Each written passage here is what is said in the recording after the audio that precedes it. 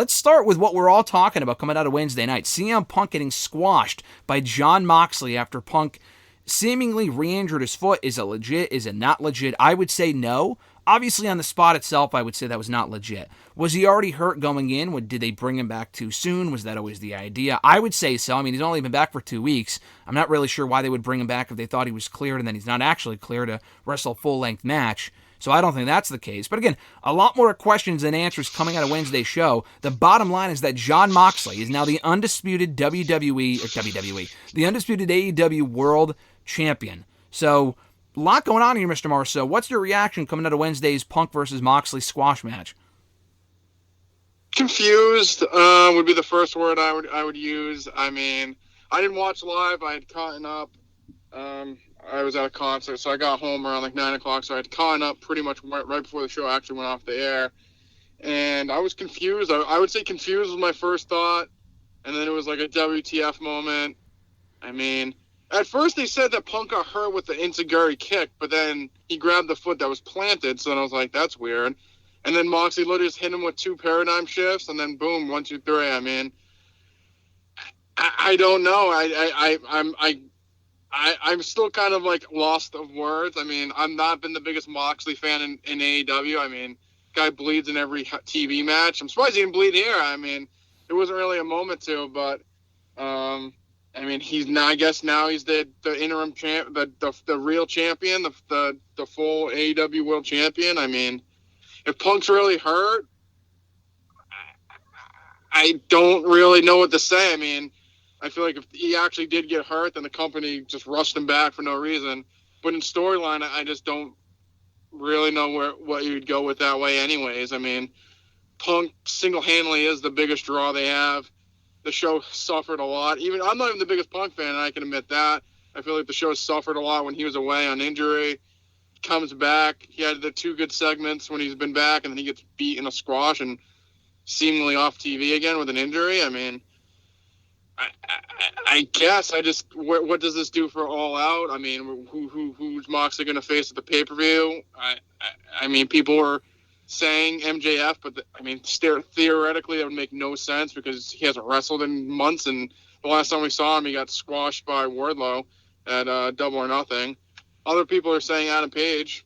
Haven't seen him wrestle a match on TV in, I'd probably say, weeks to a month. I mean, I don't remember the last time I saw Adam Page in a singles match. So I really don't know. Like I said, I know it's big and newsworthy and it got people talking, but I think it left way more questions than an answer because it just was. I feel like it was just a swerve for a swerve. Like it got people talking, but I just don't see any positive out of Moxley just squashing Punk. I mean, Punk is the guy. Moxley's just. I mean, I haven't really been, like I said, I haven't been a big fan of a lot of what he's done, and I just think Punk should be the champion at this point. I feel like he should have held the belt. If MJF ever was coming back or is coming back, obviously do Punk and MJF, and MJF would be the one to take the belt off Punk. Moxley being the one, it just doesn't do much for me. So, I mean, like I said, it was a squash. You said the same thing. But we have to, the asterisk is that Punk in storyline was hurt. So he does have an out for losing in a matter of minutes, mind you.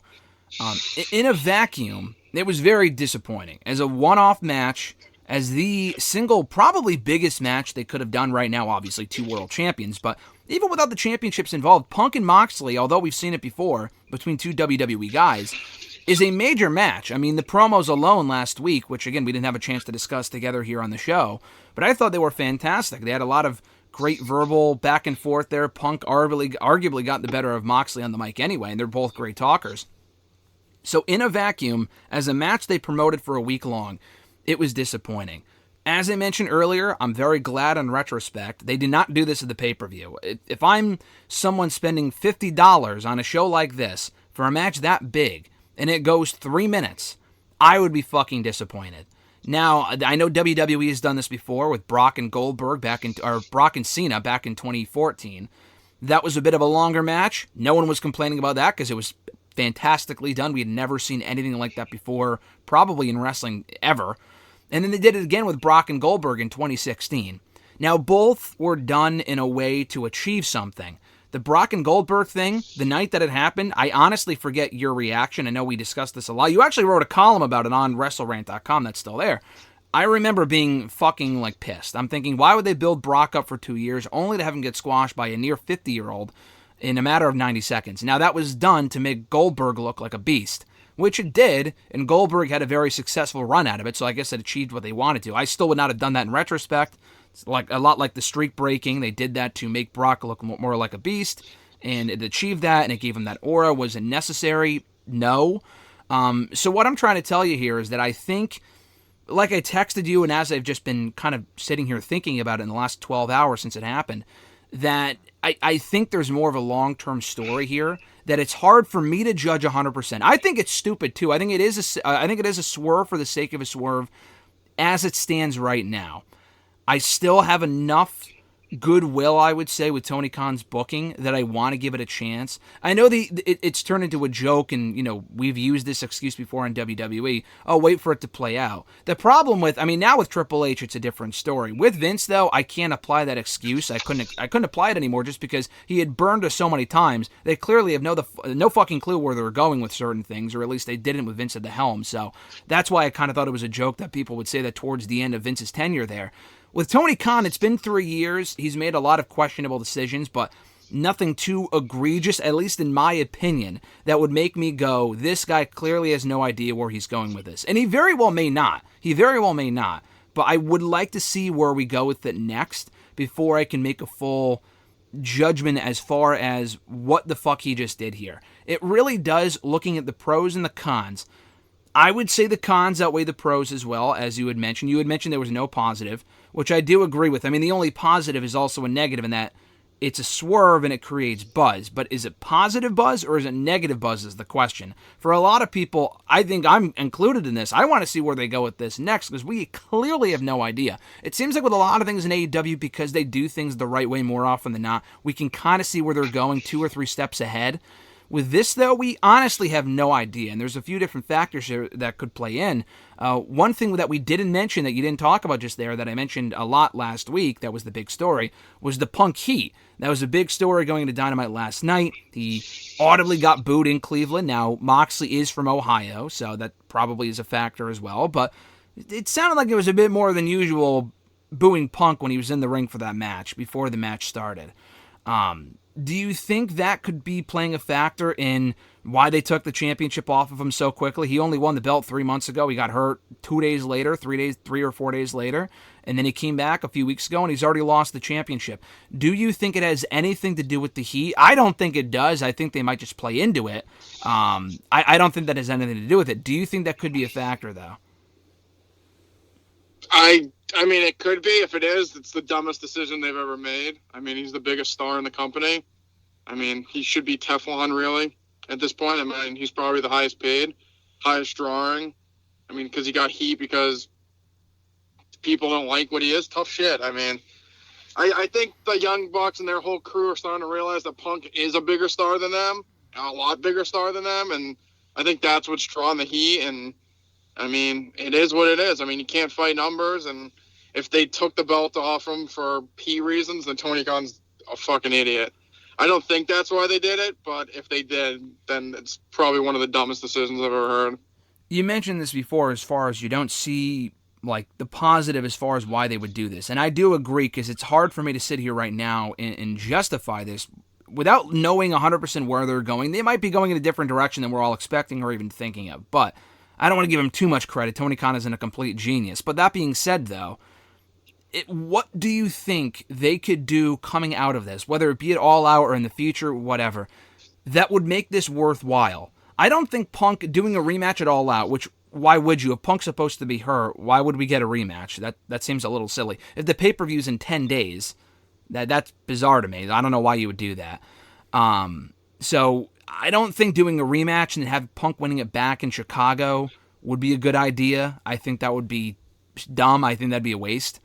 Especially if you gave away the first match. And honestly, if they do a rematch, I'm not nearly as excited. They gave away the match. I know that we would get a full-length match between the two, but it wasn't really about the match. It was more about the build and the promos and We have one Dynamite left. I mean, how much can you really do between now and then? The fact they did this a week and a half before the pay-per-view is what really bothered me. If they did this a month or two before the pay-per-view, then I'd be like, okay, then you have more time to build up a story and whatever, blow it off the pay-per-view, but they're not doing that. Like with Punk and MJF the first time, they did it on TV, but they did it a month before the show in Chicago, and it made sense why they did it, to give MJF a win over Punk before Punk beat him at the pay-per-view. That to me made sense.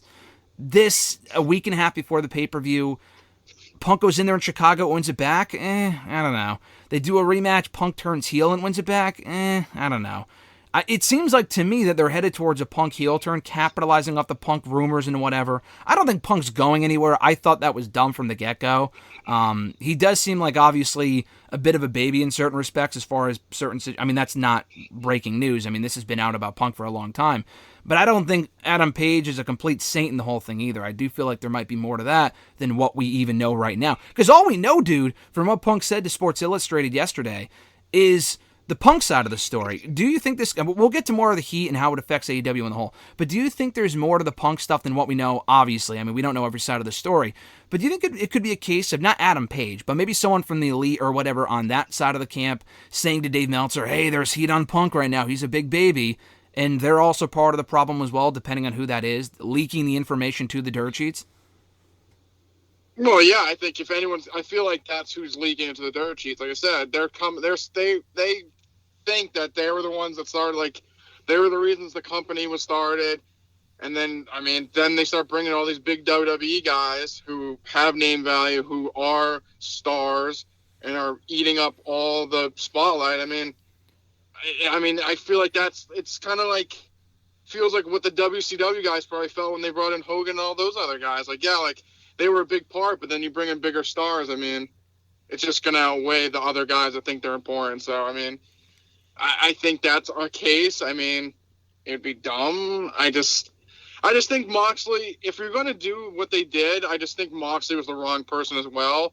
Realistically, if they were going to do this the whole time, which I don't think they were anyways. No. I would have just kept Brian heel, not done the whole dumb fucking Blackpool Comic Club, because they haven't really done anywhere with that. You keep Brian as the heel, like, beating the shit out of people. You have him win the tournament. You have Punk come back early because Brian's causing a muck, and then you have Brian kick the fucking shit out of him. And then that would make Bryan Danielson the biggest fucking heel, like stomping in Punk's face, and then you could do a rematch, and Punk would be the biggest babyface. Mm-hmm. That's what they should have done. Because I feel like Moxley's like a tweener. Like, no one booed him. No, I don't think he was supposed to be. Like you said, if they had Punk come back, and then, like you said, if Punk came back and like they turn him heel and all out or something, were they going to boo him in Chicago? No. That's the thing. Where do you think... It don't even make sense. I don't think we're getting what I'm thinking they're going to do with the Punk heel turn. I don't think they're doing it in Chicago. That's the thing. But then it also raises the question, if you don't do it there, then where do you do it? And like you said, what do you do with the top title picture? You mentioned the top two names that people have talked about. Adam Page. And then who was the other name you mentioned? MJF. Oh, MJF. All right. So we talked about this over text yesterday. It's not MJF. I know that was like the leading story going into last night's Dynamite. The moment, and I don't know if I mentioned this on hashtag or if it was after the fact. I don't think it was. It wasn't. I recorded hashtag, and I thought that was an idea. And I thought it was an idea a week ago when they first announced the match. I'm thinking, clearly there's got to be something bigger at stake at the pay-per-view. It's probably MJF, which I wasn't in favor of. I wasn't a fan of doing that, but I just thought it was a possibility and a likely one of that. After I recorded the Q&A video yesterday, I saw that, again, you got to take this stuff with a grain of salt, but as far as why they're doing the match or why they did the match on TV yesterday, apparently it was a Jon Moxley pitch, and then Punk eventually agreed to it was the exact verbiage used. So if it was a Moxley pitch, I don't think if Moxley's pitching, let's bring back MJ, like, that has nothing to do with it. So I don't think one has to do with the other. I don't know if MJF is back anytime soon. I don't think so. He'll probably be back, honestly, if I'm booking things or if I'm mapping this out. I've always thought he'll either be back in time for or at the Arthur Ashe show in New York. I know he's from Long Island. He's not from New York City. There's a difference. He got booed at the show last year when he faced Brian Pillman, which feels like a fucking eternity ago when he faced Brian Pillman Jr., but he would definitely get a massive reaction in New York if he came back on that show. So they like to make that Grand Slam show a big deal. That's what I'm expecting. Whether they announce it or not, I wouldn't announce it. Why the fuck would you announce someone that got suspended in storyline? So I wouldn't do that. But anyway, I never really thought MJF... I wouldn't do that either. No, what, at the pay-per-view or do it at Arthur, or what, announce it ahead of time? I would wait till Arthur Ashe if he's coming back. Yeah, no, I but agree. I wouldn't announce it. Yeah, no, I wouldn't do it at All Out. I wouldn't announce it either. So that's out of the question. I never really... Coming off of that report yesterday, I'm thinking, okay, that's not happening. Adam Page was the next name that came to mind. Even while watching the show last night, I'm thinking, all right, after that match, I'm thinking, all right, they're doing Moxley and Page at the pay-per-view. I was kind of convinced of that. The only issue is, there are a couple of issues. One, he has not been in action in a while. Two, he is ranked number 1, but we haven't even seen him on the show in weeks. So I'm not putting it past Tony Khan to bring him back and do the match on pay-per-view, because they haven't done that match one-on-one yet. I don't think in AEW, Moxley and Page. Again, another big match, a first-time ever match that should feel bigger than that. If they're going to give it away on, 4-day notice, that's ridiculous. Without any hint of build whatsoever. At least Punk and Page had that lingering cliffhanger from Punk's promo last week. Shoot or not. I mean, at least, honestly, I'd be more interested in seeing that rematch than Page and Moxley at this point, because that has no heat or build whatsoever. And that's kind of the theme for that entire All-Out card that we'll get to momentarily. And then the third issue is that, I don't know if you saw the graphic, but they're doing House of Black versus Dark Order on Friday's Rampage, which was already taped and whatever. I don't look at the spoilers. I don't want to know. But they're promoting a mystery partner. Now, I know Evil Uno's not going to be there. He had mentioned on Being the Elite that he won't be the partner. The only other option is Preston 10 Vance. And if it was number 10, then why the fuck wouldn't you announce that? It very well is Adam Page. And if it's Adam Page, then he's probably not getting a title shot. That to me makes more sense. So with all of that being said, people had speculated Eddie Kingston, but it sounds like... Did you hear the report or the rumor about Eddie Kingston last night? Yeah, that he smacked up Sammy Guevara. I heard that. And he might be suspended because they were promoting, or at least building to Eddie and Sammy at All Out. We've had no progression on that in the last 2 weeks, probably because something happened with Eddie and he won't be on the show for the foreseeable future. Yeah. So if that's the case, then it's not going to be Eddie. I honestly don't really know. Do you think it's like... They already did Moxley and Tanahashi. I feel like there's honestly a good chance that we don't get a match on pay-per-view, which sounds ridiculous considering they only have 4 or 5 shows a year, pay-per-views a year. But, I would almost prefer them not doing a match than doing a match that feels forced or has no build. And if you don't do the match, if you don't have Moxley defend, then what's the main event? Jericho and Danielson? I mean, I'm looking forward to that, actually. I think it's going to be a really good match. But with no stakes, I don't know if that's the best idea. So, you're kind of elaborating on what you mentioned earlier. How do you think this affects the All-Out card and what the main event would be instead? Do you have any ideas? I honestly have no clue. Like I said, the people that I even think that would possibly be in the running, like you said, they just don't fit in the puzzle right now. I mean, like you said, I mean, they could do Hangman and he loses, and then they do him and they Dark Order could lose, and I don't know. I really don't. I think if, like I said, if they just did it to make a swerve and do it on TV, that's fine. But I mean, I would have waited for the pay-per-view. But I don't know. Like I said, I feel like it's just because I don't know what the direction is next. I can't really say. And I feel like everyone that's big enough to put in a title match is already busy. So it's like, what do you do now? Yeah, that's the problem, exactly. I don't know. It's confusing. No, it's very confusing. And again, part of it is exciting to me because I don't know where they're going to go with it, but at the same time, I'm mapping out possibilities in my head. It's not like they can go in 4 or 5 different exciting directions. I mean, they can, subjectively, I guess you can argue that some of the possibilities are interesting. To me, Moxley and Page on a 4 days notice at a pay-per-view, to me, is not interesting. That just feels fucking lazy, and I would not do that. The other name... You meant Eddie Kingston is not an option, and that's not even something I want to see anyway. I mean, we've already seen Eddie Kingston and Moxley. Yeah, we've already times. seen them. We've already seen them. I was gonna say. And Eddie Kingston's been a perennial loser lately. I don't really want to see that. I love Eddie Kingston, but that makes no sense, even if that was the case, which it doesn't sound like it is. And then, honestly, I'm sorry, but who was the other name you mentioned? I keep forgetting.